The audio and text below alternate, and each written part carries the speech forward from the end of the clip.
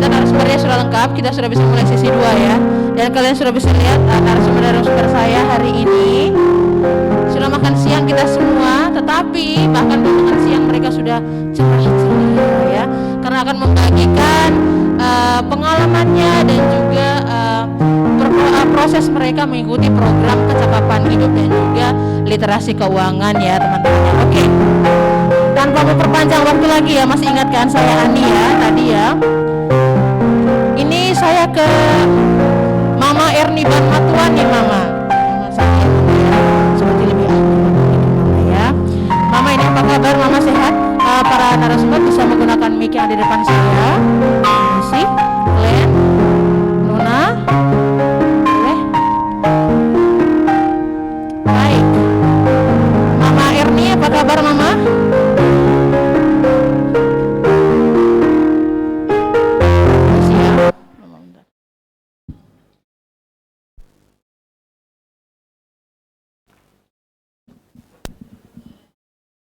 Puji Tuhan, sehat. Sehat selalu Mama ya, harus sehat ya Mama ya. Oke, Mama Erni sudah memberitahukan kabarnya. Sekarang saya ke Ade Glenn. Ade sayang, apa kabar dirimu? Sudah jadikan mic-mu? Coba. Oke. Puji Tuhan, saya juga sehat. Wih, luar biasa. Kakak juga langsung mendadak sehat sayang. Agak mungkin pusing-pusing sedikit dengar kau bilang kau sehat, saya juga langsung sehat. Oke, Dek Nova, apa kabar nih sayang? Mantap. Baik, Ibu Adri. Nah, Ibu ini sehatkah Ibu? Bahagia?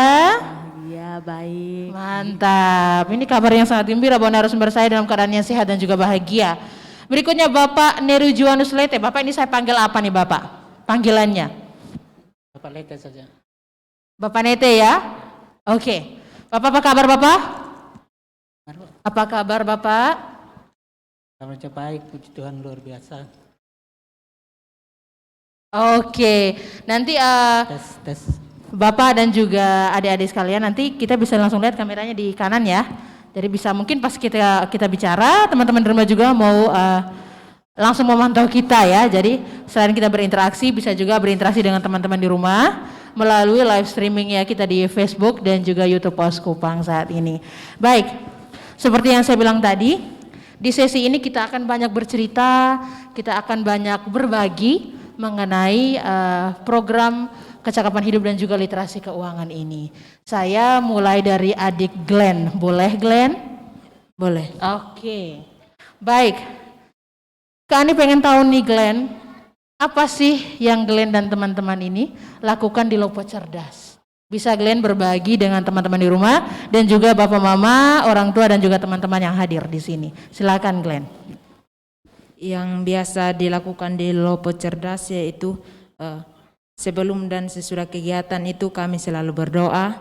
Di masa pandemi ini kami tetap mengikuti protokol kesehatan, yaitu mencuci tangan pakai sabun, menjaga jarak, atau memakai masker. Biasa juga kami bermain bola voli, bermain bulu tangkis, bermain sepak bola, atau kami juga membaca buku. Kami juga belajar 5 elemen pendidikan kecakapan hidup dan literasi keuangan, atau yang disingkat PKHLK. Yang pertama itu eksplorasi dan pemahaman diri, yaitu kita belajar tentang mengenal kekurangan dan kelebihan yang ada dalam diri kita. Misalnya kekurangan saya itu pesek, tapi kelebihan yang ada dalam diri saya yaitu saya bisa menyanyi. Dan dari kelebihan itu saya bisa kembangkan untuk mengatasi atau menutupi kekurangan yang ada dalam diri saya. Yang kedua itu ada hak dan tanggung jawab. Hak itu adalah sesuatu yang harus kita dapatkan. Dan tanggung jawab itu adalah sesuatu yang harus kita lakukan untuk kita bisa mempertanggungjawabkan hak yang kita dapat tersebut. Misalnya saya berhak mendapatkan pendidikan, berarti tanggung jawab saya harus rajin belajar untuk dapat membanggakan orang tua dan saya juga dapat menjadi juara kelas. Yang ketiga ada menabung dan membelanjakan. Nah biasa itu kalau kita dapat uang, itu kita mau beli dulu, baru sisanya kita pakai untuk menabung. Tapi di Lopo Cerdas ini sangat berbeda. kita diajarkan untuk menabung dulu, sisanya baru kita pakai untuk belanja. Yaitu misalnya uang yang diberikan orang tua 10.000, kita pakai 2.000-nya untuk jajan, untuk menabung, sisa 8.000-nya itu kita pakai untuk jajan atau mau fotokopi buku. Dan kita menabungnya itu harus di tempat yang aman. Misalnya seperti di Koperasi Serviam. Nah, saya tabung itu mulai dari kelas 5 SD. Sekarang kelas berapa, Glenn? Kelas 10. Kelas 10 ya. Wah, sudah remaja ya sayang ya? Ya. Oke. Silakan Glenn, lanjutkan. Nah, menabung di Koperasi Serviam itu sangat aman dan kalau kita membutuhkan juga kita bisa ambil di sana. Yang ketiga itu ada dan saya juga sudah punya buku, tapi bukunya saya lupa karena tadi dari sekolah langsung datang ke sini. Yang keempat ada perencanaan dan penganggaran. Misalnya ketika kita ingin membeli sebuah baju, kita harus melakukan perencanaan dan harus memberikan modal yang memberikan modal yang baik. Misalnya membeli baju yang harganya 70.000, itu kita harus membuat sebuah tabel atau menulis di buku, dan kita harus bisa memakai atau memberi modal yang baik.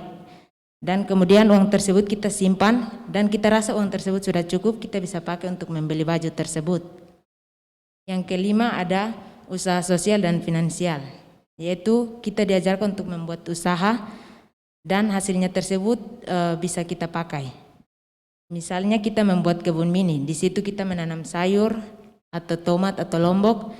Nah, setelah itu kita rawat, kita siram, dan kita rasa bahwa tanaman tersebut sudah bisa dipanen, kemudian kita panen lalu kita jual.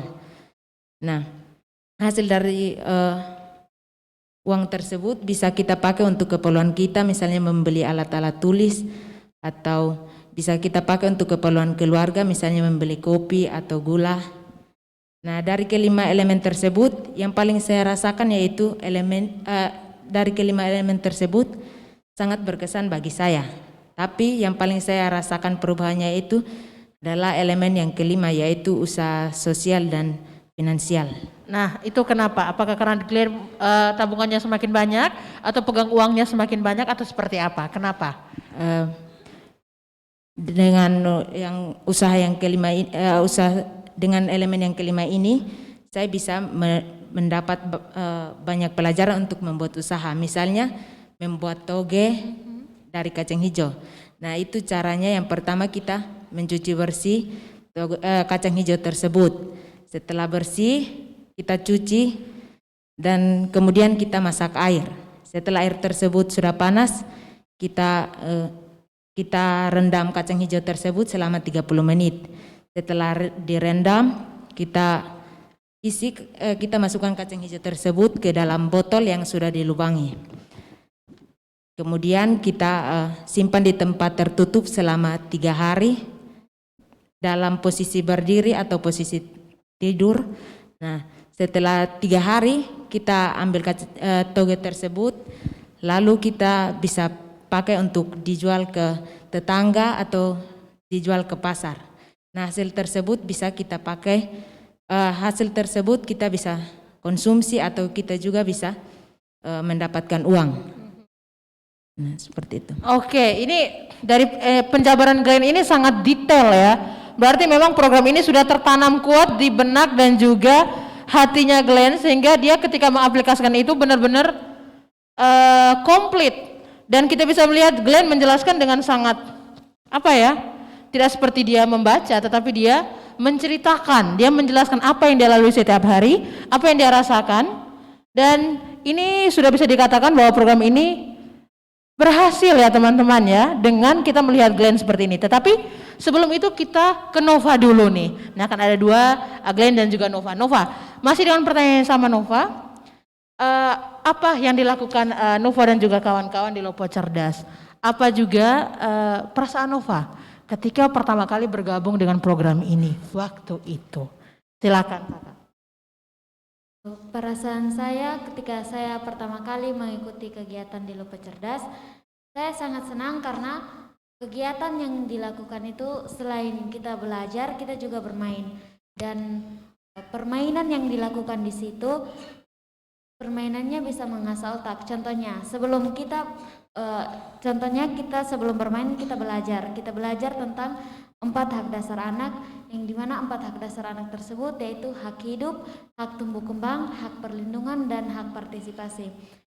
Dalam 4 hak anak tersebut sudah dijabarkan tentang contoh-contohnya seperti hak hidup, contohnya anak berhak untuk mendapatkan makanan, anak berhak untuk mendapatkan tempat tinggal yang layak, anak berhak juga untuk mendapatkan pakaian yang layak. Kemudian dalam hak hidup hak yang kedua yaitu hak tumbuh kembang, contohnya anak berhak untuk mendapatkan pendidikan, anak berhak untuk bermain. Kemudian pada hak yang ketiga yaitu hak perlindungan, contohnya anak berhak untuk dilindungi dari kekerasan fisik dan juga kekerasan mental. Kemudian pada hak yang keempat yaitu hak partisipasi, contohnya anak berhak untuk ketika ada musyawarah di rumah untuk membeli pakaian, anak dipanggil untuk mengikuti musyawarah tersebut. Ketika anak memberikan pendapatnya untuk contohnya anak yang pertama ingin untuk membeli baju berwarna putih, anak yang kedua ingin untuk membeli baju berwarna merah, dan ketika orang tua mengikuti saran dari anak tersebut, maka disitulah hak partisipasi itu sedang dijalankan. Nah, dalam permainan, ketika kami mengikuti permainannya, contohnya itu permainan dikte berlari, kami mulai menganalisis tentang kata-kata yang ditempel di dinding itu, apakah itu termasuk dalam hak hidup, hak tumbuh kembang, hak perlindungan, atau hak partisipasi. Selain kami belajar tentang 4 hak dasar anak, kami juga belajar tentang 5 elemen yang tadi Teman Glenn sudah jelaskan. Dan dari 5 elemen tersebut, yang paling saya rasakan perubahannya itu pada elemen yang pertama yaitu eksplorasi dan pemahaman diri. Contohnya, sebelum saya mengikuti kegiatan PKHLK, ketika teman saya mengajak saya bahwa ini, oh Nova dia hitam, dia pendek, dia hidung pesek. Sebelum saya mengikuti kegiatan PKLK, saya akan marah, kemudian bisa juga saya memukulnya, sakit hati. Tapi ketika saya mengikuti kegiatan PKHLK, ketika teman-teman mengejek saya seperti itu, saya tidak mengambil pusing hal tersebut, tapi saya lebih berpikir bahwa itu adalah satu kelebihan yang Tuhan berikan untuk saya, dan dengan hal tersebut saya tidak usah marah, dan saya harus percaya diri dengan apa yang Tuhan sudah berikan kepada saya, karena itulah menurut Tuhan itulah yang terbaik untuk saya. Dan kemudian dari hal tersebut, selain saya belajar tentang kekurangan saya juga belajar tentang kelebihan saya, bahwa saya bisa berbicara di depan umum. Contohnya seperti sekarang, karena tidak semua orang seperti anak-anak berumur saya bisa berbicara di depan umum. Kita berikan aplaus untuk Glenn dan juga Nova ya. Silakan Nova lanjutkan. Tetapi karena saya mengikuti kegiatan PKHLK, saya sudah mengerti bahwa kalau saya bisa berbicara di depan. Saya pun selain itu pendamping Lopo Cerdas saya dan juga orang tua saya mendukung saya bahwa dia memang bisa berbicara di depan umum. Contohnya, ketika ada kegiatan gerejawi, pendamping Lopo Cerdas saya mengajukan saya untuk menjadi pembawa acaranya. Kemudian di rumah saya, contohnya ada kegiatan atau ada acara-acara tertentu, orang tua saya memanggil saya untuk inilah kesempatan kamu untuk menunjukkan bahwa kamu bisa berbicara di depan umum. Kemudian karena hal tersebut juga akhirnya ketika saya di sekolah ada kegiatan pentas seni, guru-guru saya juga memanggil saya untuk berbicara di depan umum seperti pembawa acara. Dan karena hal tersebut, ketika saya mengikuti karena hal tersebut, maka ketika ada kegiatan Gebiar Cerdas tingkat provinsi, saya dan beberapa teman saya termasuk Glenn, kami terpilih untuk menjadi peserta yang mengikuti kegiatan tersebut. Yang pertama dari Yayasan Cita Madani Kupang itu di Hotel Neo, dan dari Yayasan LPPA Belu itu di Hotel Matahari. Dan dari kegiatan tersebut kami mendapatkan banyak pengalaman dan ketika kami mengikuti kegiatan di Yayasan LPPA Belu di Hotel Matahari, kami dari anak-anak yang diutus itu diakui bahwa anak-anak yang diutus dari Yayasan Cita Madani Kupang itu anak-anaknya sangat memiliki kreativitas yang tinggi, karena pada saat itu juga kami juga membawakan yel-yel yang pada saat itu lagu yang tenar itu lagunya Via Valen. Oke, judulnya apa sayang? Masih ingat?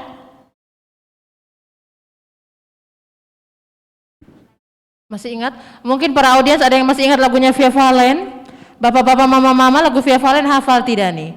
Jangan bapak-bapak di belakang-belakang menari sendiri nih Via Valen punya lagu nih. Atau mama-mama? Coba. Nah, mama coba. Apakah lagu itu, Nona?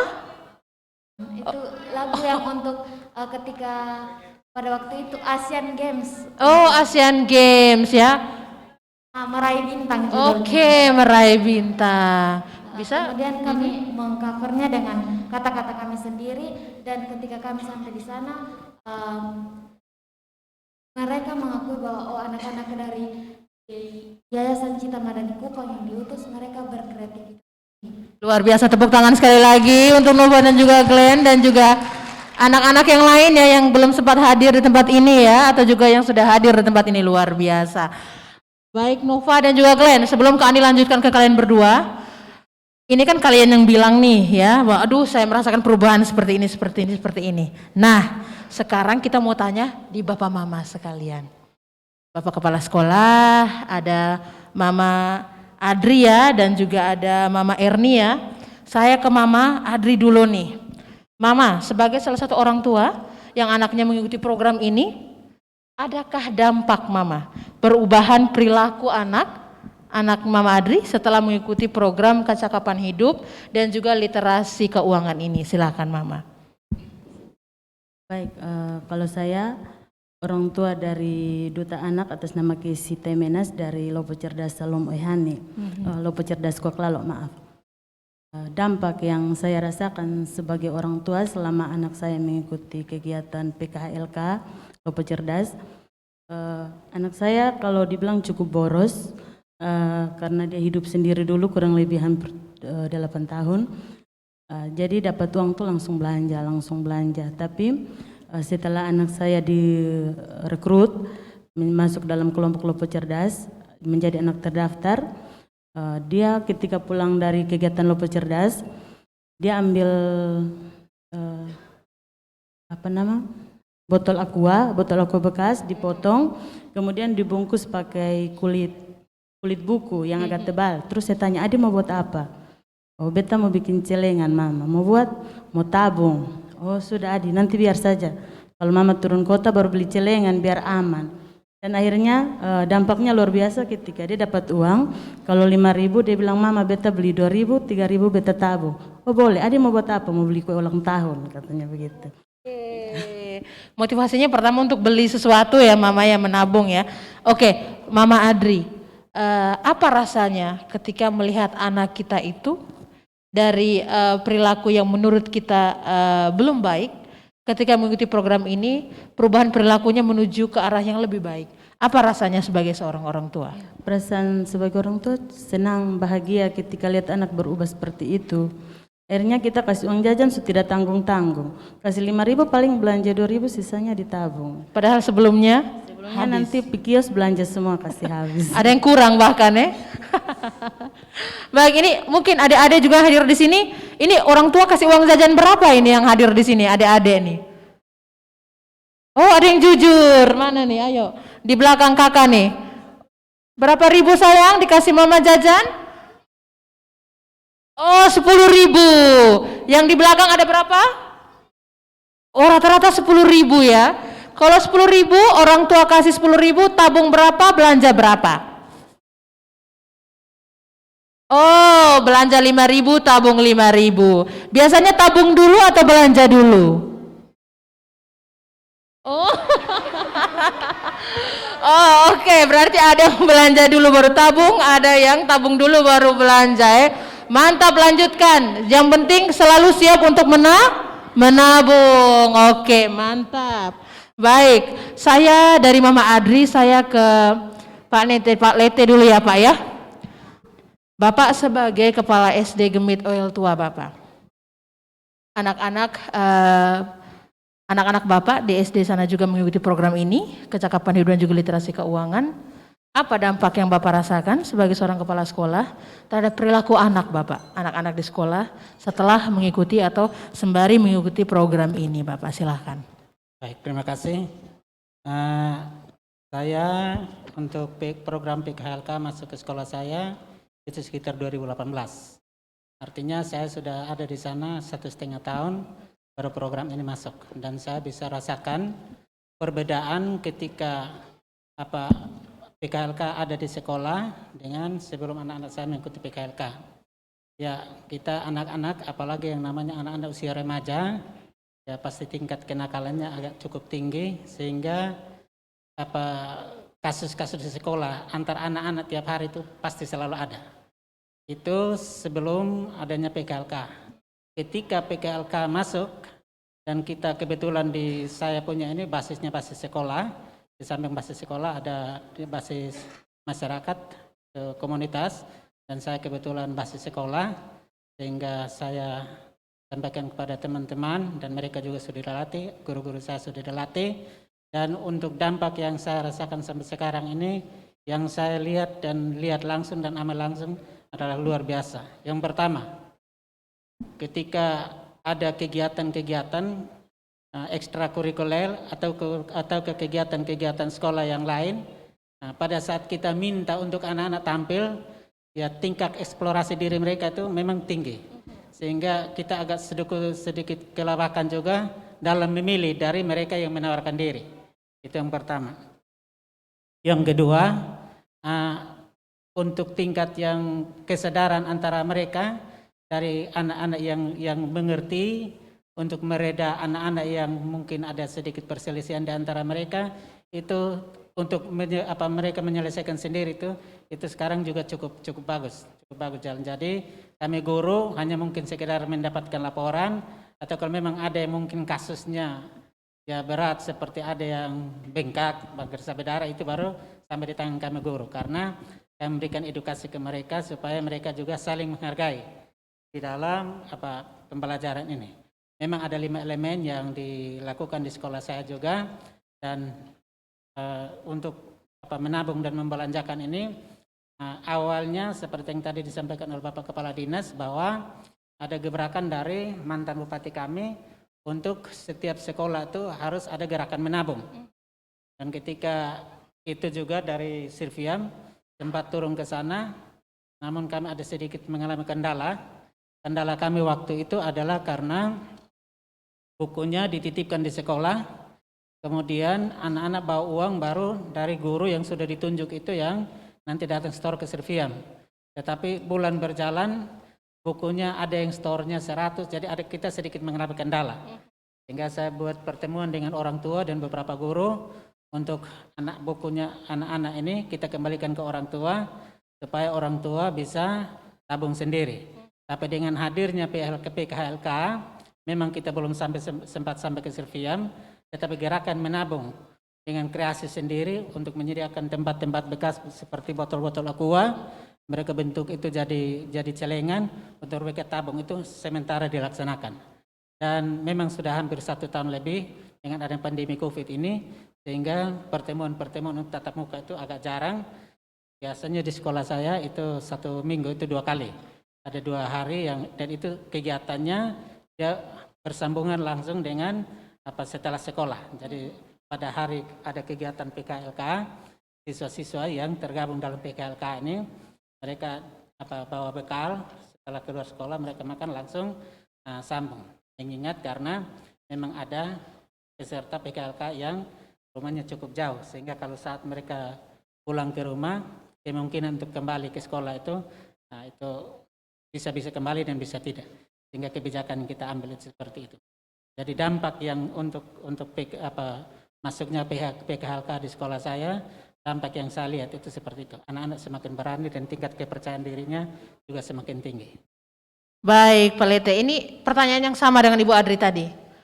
Bagaimana sih rasanya? Karena saya belum punya anak ya Pak ya, saya belum menikah, saya juga bukan seorang guru, jadi tidak langsung membimbing anak-anak. Saya pengen tahu nih, bagaimana rasanya menjadi seorang kepala sekolah atau pendidik ketika anaknya itu tuh mengalami perubahan perilaku ke arah yang lebih baik dengan sangat drastis. Itu seperti apa Pak rasanya, perasaannya?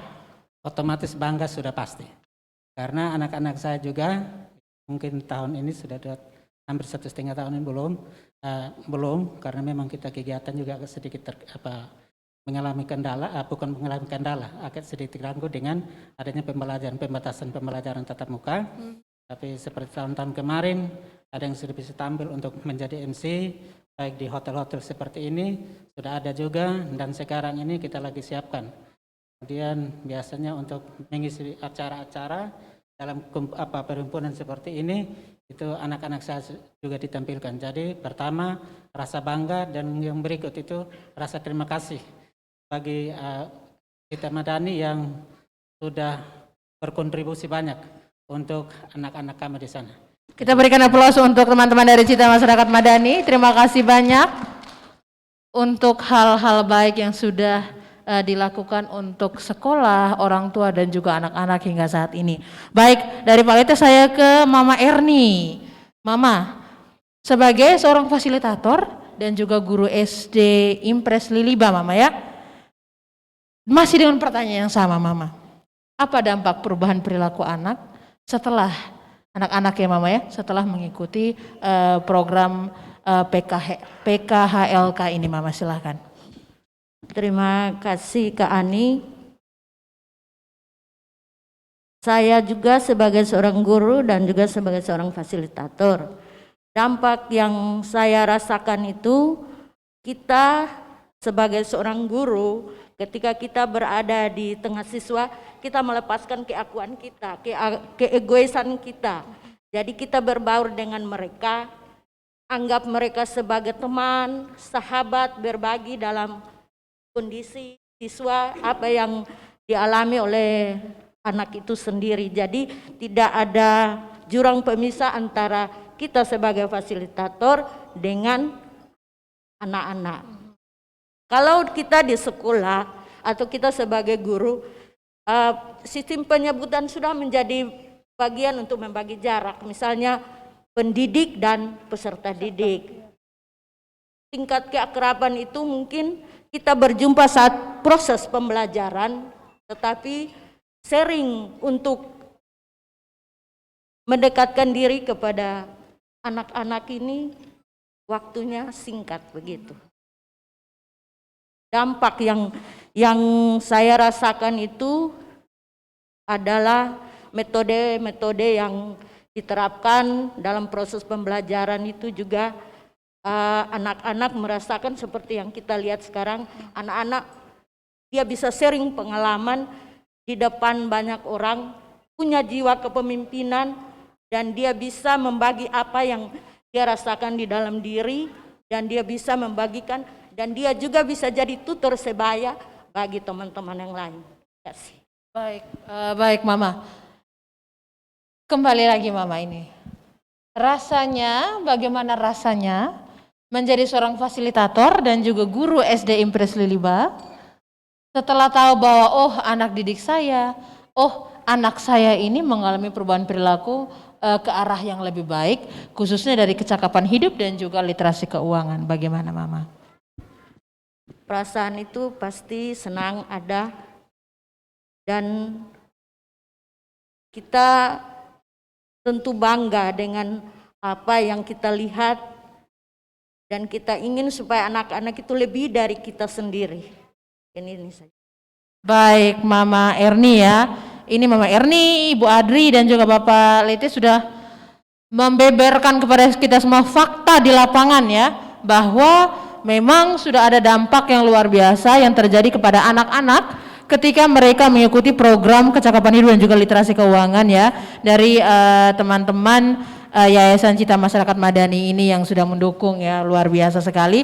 Sekali lagi kita aplaus untuk teman-teman dari Yayasan Citra Madani dan juga untuk para kepala sekolah, orang tua dan juga fasilitator. Sekarang saya kembali lagi ke Glenn dan juga Nova. Secara tidak langsung kalian berdua tadi sudah mengungkapkan banyak manfaat ya ketika kalian mengikuti program-program ini. Kak Ani dan juga teman-teman di rumah, ini Tribuners rumah. Kita saat ini yang nonton kita bukan cuma orang Kupang atau orang NTT, tetapi seluruh Indonesia bisa menonton kita. Dimanapun bisa menonton kita saat ini karena disiarkan secara langsung. Kak Ani pengen mengorek lebih dalam lagi nih ke Nova dan juga Glenn terkait dengan program kecakapan hidup dan juga literasi keuangan yang adik-adik ini ikuti ya sejauh ini. Untuk Nova dan juga Glenn, manfaat proyek PKHLK ini ya melalui wadah Lopo Cerdas yang kalian ikuti itu apa sih manfaat buat kalian? Tadi Nova sudah menjelaskan mengenai eksplorasi diri ya. Nova sudah punya manfaat. Sekarang Kak Ani mau dengar dari Glenn dulu nih. Manfaat apa sih yang Glenn rasakan dengan mengikuti proyek ini melalui wadah Lopo Cerdas ya Glenn, khusus untuk elemen eksplorasi diri. Manfaat apa yang Glenn dapatkan? Silakan Glenn. Manfaat yang saya dapatkan dari elemen eksplorasi dan pemahaman diri yaitu saya belajar untuk memahami kekurangan dan kelebihan yang ada dalam diri saya. Kekurangannya yaitu biasa diganggu oleh teman-teman, misalnya pesek, pendek, atau badan terlalu kecil. Nah, jadi dari gangguan yang diberikan teman-teman itu saya jadikan untuk menjadi untuk jadi sebuah penyemangat dalam saya berproses ke kehidupan selanjutnya. Dan saya juga dari gangguan teman-teman tersebut saya bisa belajar untuk percaya diri dan saya juga bisa menunjukkan ke mereka bahwa saya itu akan menjadi anak yang lebih berani, lebih percaya diri, dan juga dapat berguna bagi orang tua dan juga keluarga. Dan saya bisa membuktikan kepada mereka bahwa omongan mereka itu dapat bermanfaat untuk kehidupan saya. Oke, berarti Glenn mengambil sisi positifnya ya dari perkataan negatif yang dilontarkan oleh teman-teman atau sejumlah orang. Glenn mengambil itu, mengolahnya menjadi hal yang positif untuk Glenn. Luar biasa ya. Ini dampak dari program ini luar biasa sekali untuk Glenn juga. Sekarang oke, ke Nova. Baik Nova, manfaat apa sih yang Nova rasakan dari sisi elemen hak dan tanggung jawab ini setelah mengikuti program ini Nova? Apa manfaatnya bagi Nova? Silakan.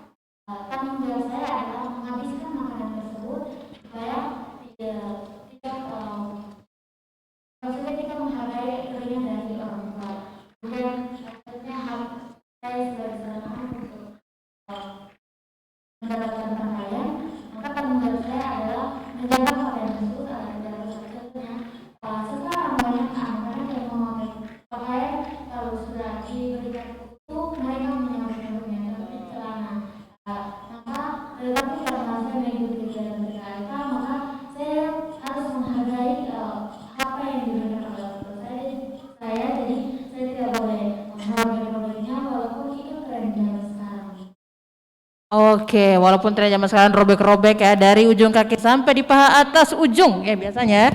Sekarang biasanya robek-robek bukan cuma di lutut, tetapi dari ujung kaki ini sudah mulai robek sampai di ujung biasanya ya.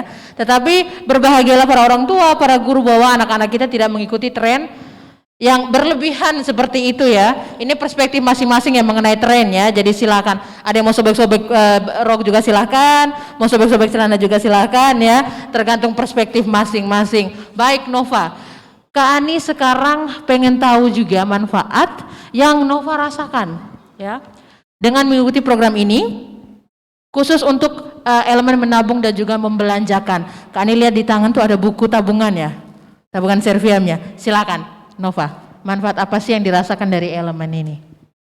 Manfaat yang saya rasakan untuk elemen yang menabung dan membelanjakan, tentunya saya belajar untuk menabung di tempat yang aman.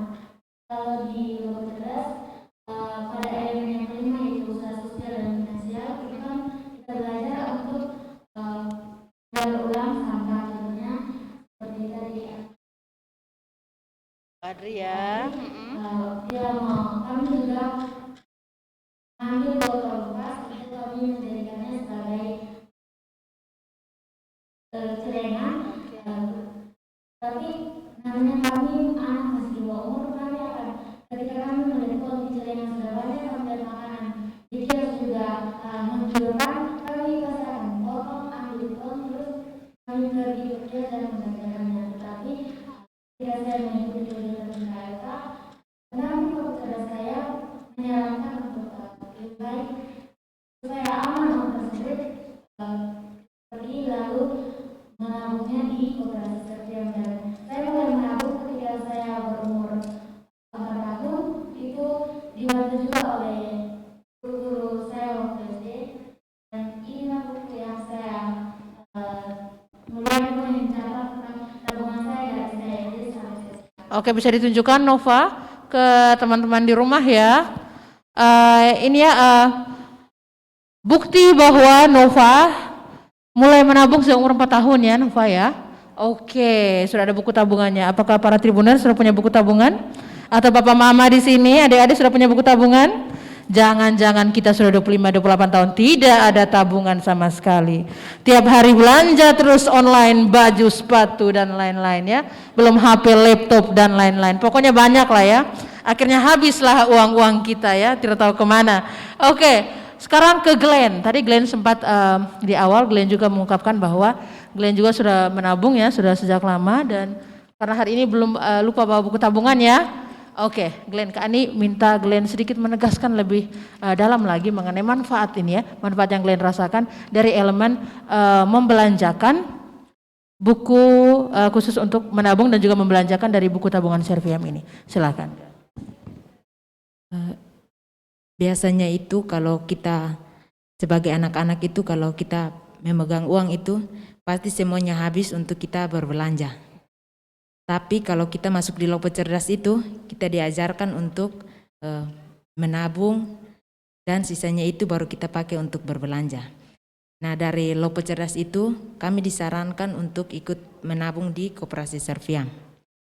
Nah, saya menabung itu ketika saya berumur 9 tahun, itu saya masih SD.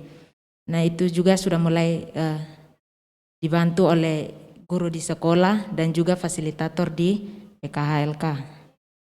Ya, kami dibantu untuk rajin menabung di Koperasi Serviam, dan hasil dari menabung tersebut bisa saya pakai untuk membayar uang sekolah atau bisa dipakai untuk keperluan di rumah seperti membeli alat-alat tulis atau membeli tas sekolah atau pakaian sekolah seperti itu. Oke, baik Glenn. Secara garis besar Glenn dan juga Nova sudah menceritakan ya manfaat-manfaat luar biasa yang kalian sudah dapatkan sejak awal hingga sekarang kalian mengikuti program kecakapan hidup dan juga literasi keuangan ini. Kak ini pengen dengar nih, manfaat kan sudah banyak. Proses yang kalian lakukan bersama-sama dengan teman-teman dari Yayasan Cita Masyarakat Madani sudah lama ya. Apa yang kalian ingin sampaikan ke teman-teman pelaksana program ini? Atau teman-teman dari Cita Madani sendiri ya, apa yang Nova dan juga Glenn ingin sampaikan kepada Om Sylvester ya, dan juga teman-teman semua yang sudah menjalankan juga memperkenalkan program ini kepada adik-adik sekalian. Manfaatnya sudah ada. Ada yang mau disampaikan khusus untuk teman-teman dari Cita Madani? Glenn dulu, silahkan. Terima kasih karena sudah memberikan pengalaman dan wawasan yang banyak kepada kami. Dan kami juga mau berterima kasih karena sudah memberikan kepercayaan diri yang sangat tinggi bagi kami dan juga kreativitas, dan juga sudah memberikan kami pemahaman tentang hak dan tanggung jawab kami sebagai seorang anak. Dan juga dari kegiatan ini mereka juga bisa merubah tingkah laku kami yang dulunya kami nakal, sekarang kami menjadi anak yang baik. Dan juga kami mau berterima kasih karena dengan kegiatan hari ini kita dapat berbagi kepada teman-teman semua. Terima kasih. Baik, Len. Sekarang kami mau dengar dari Nova dulu nih. Nova, kira-kira apa sih yang Nova mau ucapkan atau mau sampaikan ke teman-teman pelaksana program ini? Saya ingin mengucapkan terima kasih yang begitu banyak karena saya sebelum saya mengikuti kegiatan ini dan setelah saya mengikuti kegiatan ini banyak perubahan yang sudah saya dapatkan, dan itu bukan hanya berdampak di Lopo Cerdas tapi berdampak juga contohnya seperti di sekolah ataupun di rumah. Dan saya berharap kegiatan-kegiatan dan saya tahu kegiatan-kegiatan seperti ini tidak hanya sampai di sini saja, pasti ada kegiatan-kegiatan lainnya, dan saya berharap kegiatan-kegiatan tersebut bisa saya juga ada dan banyak teman-teman lain yang bisa dihadirkan untuk mereka juga lebih merasakan bahwa inilah yang kami dapatkan ketika kami mengikuti kegiatan ini. Baik, terima kasih untuk Glenn dan Nova ya. Berikan aplaus juga untuk mereka berdua. Saya ke Pak Lete dulu ya, dan juga Ibu Adri dan juga Mama Erni ya. Kira-kira harapannya seperti apa sih ke depan dengan program ini? Bapak Lete silahkan. Baik, terima kasih. Mungkin sebelum sampaikan harapan, saya sedikit mau tambahkan. Jadi yang mendampingi anak-anak Lopo Cerdas di komunitas sekolah tidak semua guru. Saya ada tugaskan 3 orang guru, dan memang nampak sekali perbedaan. Pendekatan yang mereka lakukan kepada anak Lopo Cerdas itu mereka dapat semacam upahnya. Jadi upahnya itu berupa penghargaan anak-anak kepada pendamping Lopo Cerdas, itu double porsi.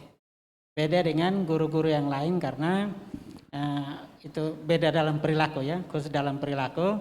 Ya, rasa terima kasih anak-anak yang bergabung dalam Lopo Cerdas kepada pendamping atau mereka yang mendampingi mereka dalam kegiatan mereka itu dia lebih daripada rasa hormat mereka terhadap guru-guru mereka yang lain. Itu yang pertama.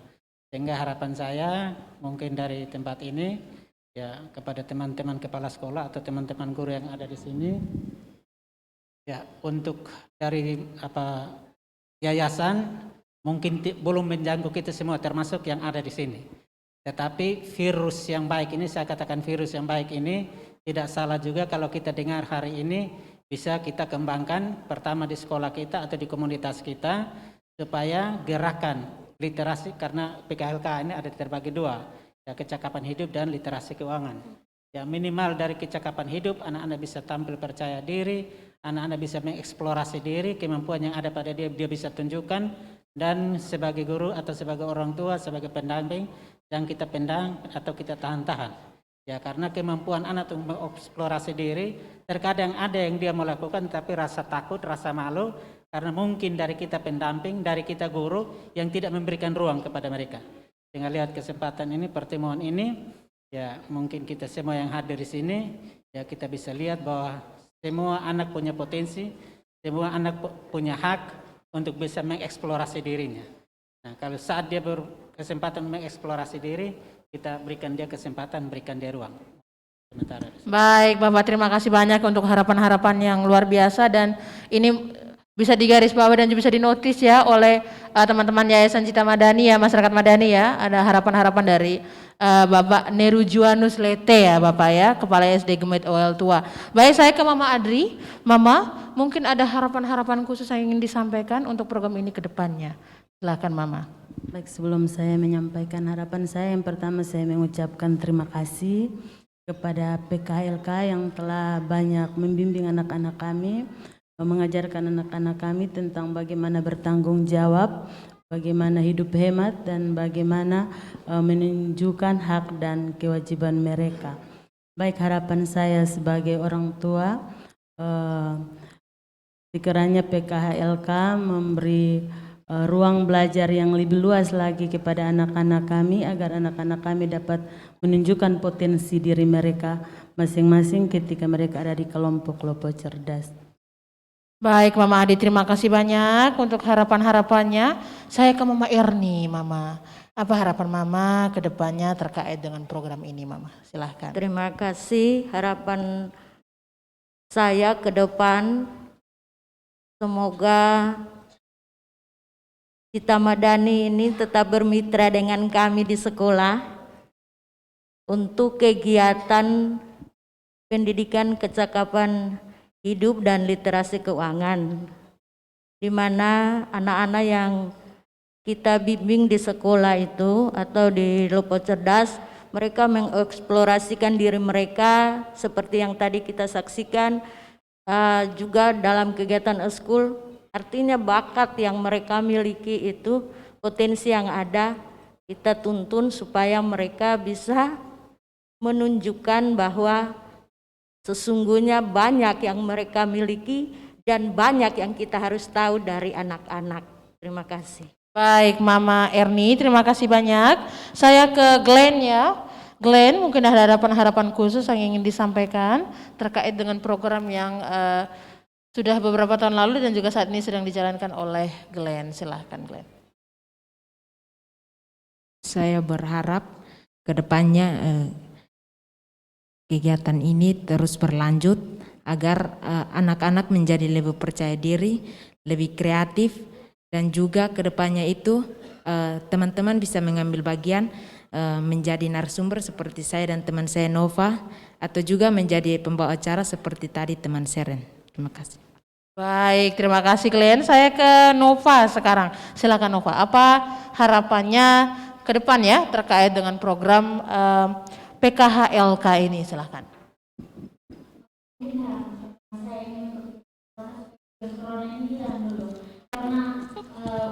Harapan saya supaya lebih banyak orang lagi yang mengikuti kegiatan ini, tentunya kegiatan belajar ini, yang karena terhalang oleh virus corona. Jadi saya berharap juga untuk virus corona yang cepat hilang, agar anak-anak juga yang mungkin akan mendapatkan pengalaman ini, contohnya seperti saya dan juga untuk narasumber ini, mereka juga pergi untuk mengikuti kegiatan budaya cerdas dan provinsi seperti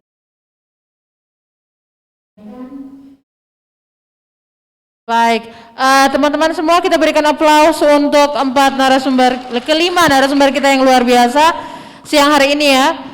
Panas tapi di luar, kita di dalam dingin karena pakai AC, jadi kita tidak panas ya. Oke, terima kasih untuk cerita-cerita, untuk pengalaman-pengalaman yang sudah dibagi untuk teman-teman di rumah dan juga para peserta yang hadir bersama kita siang dari pagi hingga siang hari ini. Terima kasih untuk Kakak Glenn, Kakak Nova, terima kasih ya sayang. Lanjut terus, jalankan terus 5 elemen itu sayang, karena itu sangat berguna untuk kalian di masa depan. Terima kasih untuk Mama Erni, untuk Bapak Lete dan juga Mama Adria, terima kasih sudah berbagi dari kepala sekolah, dari orang tua dan juga fasilitator. Terima kasih teman-teman kita sudah mendengarkan apa yang selama ini Bapak dan Mama adik-adik ini lalui dan berproses ya. Semoga apa yang kita diskusikan hari ini, cerita-cerita pengalaman yang kita bagikan bisa bermanfaat juga, dan juga seperti Pak Lete bilang tadi, virus-virus baik ya bisa tersebar terus dan terus, sehingga program-program seperti ini dilanjutkan terus Mama ya, tidak berhenti ya Mama ya, karena dampaknya sangat baik bagi anak-anak dan juga remaja ke depannya. Baik, Tribuners dan juga teman-teman yang hadir siang hari ini, anak-anak itu memiliki kebebasan dalam mengekspresikan diri ya. Dan mereka tidak akan rela jika kegembiraan dan petualangan, kesenangan dan cinta mereka dihalangi orang lain. Anak-anak yang memiliki ambisi besar ini biasanya akan menjadi pribadi yang sangat percaya diri, namun membentuk anak-anak menjadi pribadi yang kuat dengan kecakapan hidup bukan perkara yang mudah. Ini kita semua setuju ya, bukan perkara yang mudah. Tetapi ada satu hal yang saya ingin tekankan di sini, bahwa kita semua tidak perlu membutuhkan jubah ya. Tidak perlu pakai jubah untuk menjadi seorang pahlawan. Tetapi itu cukup menunjukkan bahwa kita itu peduli. Cukup sampai di situ saja ya Bapak Mama sekalian ya. Tidak perlu pakai jubah untuk menunjukkan bahwa kita pahlawan, kita care terhadap orang, tetapi cukup tunjukkan sifat kita bahwa kita peduli dengan orang-orang di sekitar kita, khususnya anak-anak kita untuk masa depan mereka yang masih panjang.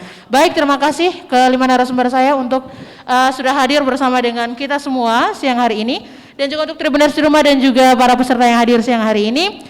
Akhir kata saya Ani Toda pamit undur diri ya teman-teman untuk talkshow 2 sesi hari ini. Semoga kita selalu sehat dan juga bahagia. Oke, para narasumber sudah bisa kembali ke tempatnya masing-masing. Kita berikan aplaus yang meriah untuk para narasumber kita siang hari ini. Saya kembalikan ke kakak MC ya. Halo kakak, oke.